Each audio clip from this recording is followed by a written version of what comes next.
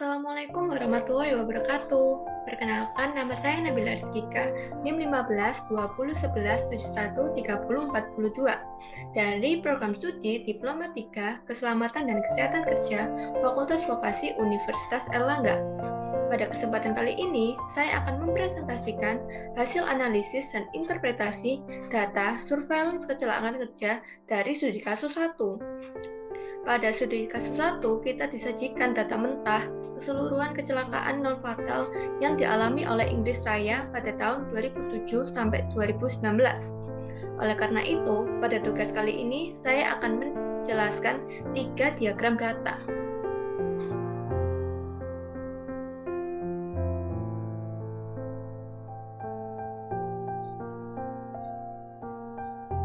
Diagram 1 sebagai berikut.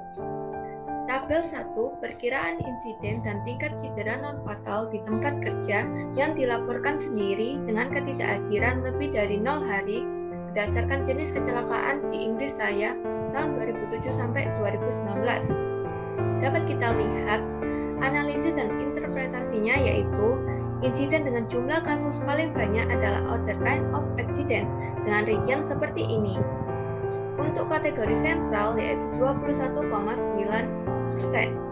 untuk kategori lower dengan 26,7%, untuk kategori upper dengan 22,9%. Insiden dengan jumlah kasus paling sedikit adalah triggered by something collapse or overturning dengan rincian seperti ini. Untuk kategori sentral dengan 1,2%, untuk kategori lower dengan 1,1%, dan untuk kategori upper dengan 1,6%. Jika kita total, jumlah keseluruhan kasus adalah sebanyak 7.174 kasus.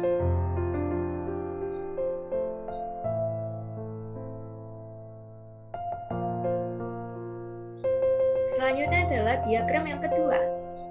Tabel 2. Perkiraan insiden dan tingkat cedera non-fatal di tempat kerja yang dilaporkan sendiri dengan ketidakhadiran lebih dari 3 hari berdasarkan jenis kecelakaan di Inggris Raya tahun 2007 sampai 2019. Dapat kita lihat analisis dan interpretasinya, yaitu insiden dengan jumlah kasus paling banyak adalah injured while handling, lifting of carrying dengan rincian seperti ini. Kategori sentral sebesar 25,3%, untuk kategori lower sebesar 23,6%, untuk kategori upper sebesar 27,0%.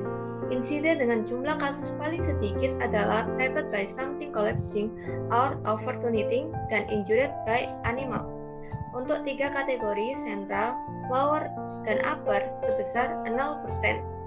Jika kita total, jumlah keseluruhan kasus akan mencapai 2.611 kasus.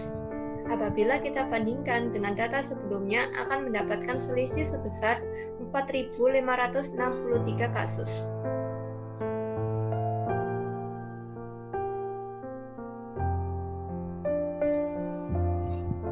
Selanjutnya adalah diagram yang ketiga.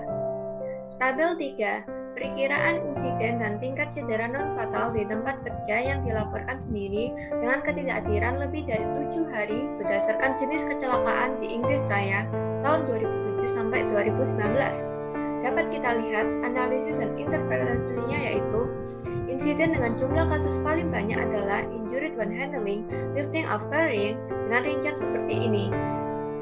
Untuk kategori sentral dengan 25,0%, untuk kategori lower sebesar 22,5%, untuk kategori upper sebesar 26,8%. Insiden dengan jumlah kasus paling sedikit adalah triggered by something collapsing or alternating dengan injured by an animal. Untuk 3 kategori sentral, lower, dan upper sebesar 0%. Jika kita total, jumlah keseluruhan kasus akan mencapai 1.944 kasus. Apabila kita bandingkan dengan data sebelumnya, akan mendapatkan selisih sebesar 66,7 kasus.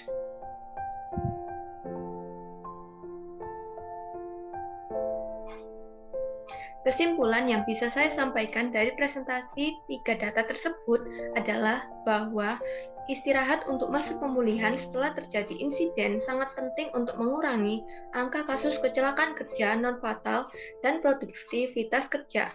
Terbukti dari data yang menunjukkan bahwa semakin lama waktu istirahat, angka kasus kecelakaan semakin menurun.